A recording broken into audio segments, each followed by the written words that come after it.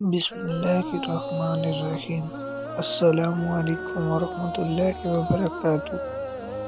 آج کی جو ہماری ویڈیو ہے وہ یہ ہے کہ کھانا کھانے کے بعد کی دعا۔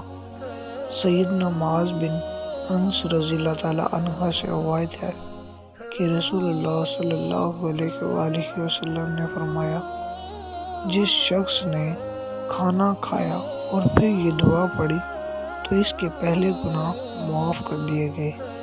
ہر قسم کی تعریف اللہ ہی کے لیے ہے جس نے مجھے یہ کھلایا اور مجھے یہ کھانا عطا کیا، میری کسی طاقت کے بغیر اور میری کسی قوت کے بغیر۔ کھانا کھانے کے بعد کی دوسری دعا۔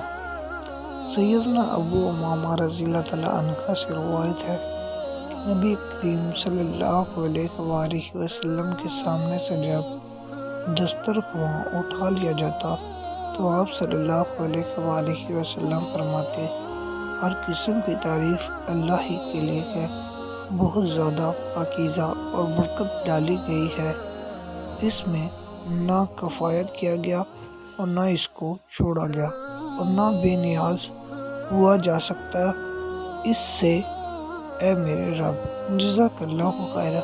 اگر آپ کو ویڈیو اچھی لگی ہو تو میرے چینل کو لائک، شیئر، سبسکرائب اور فالو لازمی کرنا۔ اللہ حافظ۔